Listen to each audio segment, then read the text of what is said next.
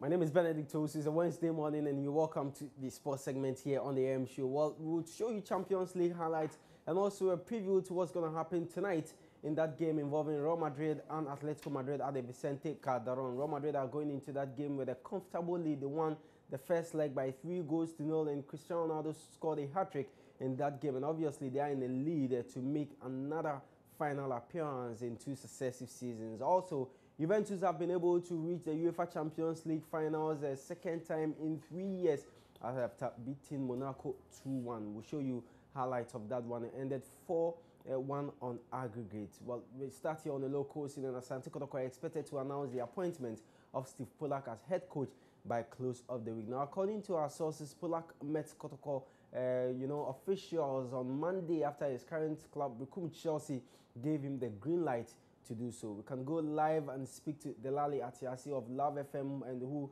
has joined me on the line. Dela, very good morning to you, and thanks so much for joining me. Is Steve Polak the solution to Kotoko's problems? Well, thank you very much, Benedict. And the speculations we are hearing are true.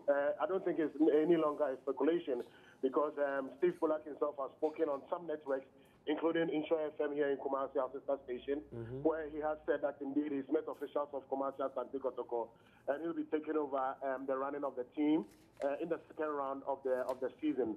Now, information that I have from sources close to management indicates that he'll be taking over for the remainder of the season, from the second round to the end of the season. And then based on his performance with the team, there will be a renewal with the team, which will be a longer period. Now, I'm also informed that if he takes over, there is the possibility that there could be other changes in the technical department of the team.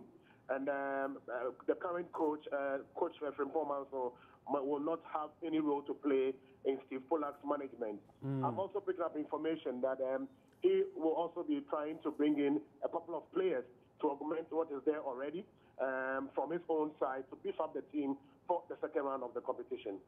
Well, then back to my earlier question. I mean, you've seen Steve Polak. He was at King Faisal. He's been with Chelsea. You think he's a solution to their problems? Well, if not, I think that management have sat down, they've thought through it, and they feel that he might be the solution to the problem. As I said earlier, there could be some changes, probably. If those changes do happen, apart from his appointment, maybe we'll see something better from the team. You know, there's someone, as you said, who has been in Ghana on 2 occasions.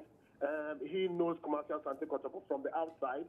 I guess that he's been monitoring proceedings. He was in Kumasi with Ken Faisal. He knows what Kotoko is about. He knows the sort of club that Kotoko is that he's going to handle. He knows what it takes for him to be successful at a club like Kumasi Asante Kotoko. And so we are just hoping, and fans of Kumasi Asante Kotoko will just be hoping that he could be the antidote to the problems that the club is going through. We'll have to wait for him to come. Let's assess what he's going to do. Let's see the sort of players he's going to bring in. Let's see the sort of innovations that he's going to bring back to the organization of the team. Then we'll get to know whether it's going to be a success or not. But as I said earlier, I know that management would have thought through this carefully, and they feel that probably he will be the solution to the problem. And so we'll all wait and see, and wait and see what's going to happen during his time with the club. And finally, before I take leave of you, made mention of the fans. I mean, they were so instrumental in the sacking of Zdravko Logarosic. I mean, since this news broke that they are trying to lure Polak to the team, what's been their reaction in Kumasi? Well, it's difficult to say. Most of them have not been happy with their performance so far. And then most of them also take the blame. They take the flag. They know that they caused the departure of Zdravko Logarosic. Although most of them were on radio saying that they were not happy with the way the team was playing. Although they were winning matches, they were not playing beautiful football. I think that if they sit back, they would realize that probably winning games without beautiful football would have been what they wanted. It's skeptical. It's divided. Some feel that, yes, it could be the antidote to the problem. Others feel that, well, we'll wait and see. And so it's divided. It's not something that you say that the fans are fully confident to say that because Polak is coming, things are going to change. They are pointing to spirituality. They have other issues here and there. And so they don't think that probably, most of them will not think that it's just a matter of changing the coach that will solve the problem. They think otherwise. They feel that there are other things that probably management will have to do to see the team move forward. Dela, gracias. Thanks so much for your time this morning here on the AM show. So that was my colleague at Love FM, Delali Atiase. Obviously, will bring us more in our subsequent sports bulletins. And Kwesi Asante Kotoko, well, it's not official yet, but what we know and what Dela told us, Polak has been appointed as coach of the team and will take charge of the team the second round of the Ghana Premier League. Things obviously not going well for them. Their last 8 games, they've not won a game, and currently they lie 8th on the Ghana Premier League table. Well, we still stay here on the local scene, but we'll move away from club football. And Black Stars coach Kwesi Appiah met officials of UniBank, official bank sponsor of the Black Stars, at the office here in Accra yesterday. Now, this is the first time Appiah is meeting top officials of the bank since his reappointment as coach of the team. Well, Chief Executive Officer of UniBank, Felix Nyakopon, welcomed Coach Appiah and promised him their continued support.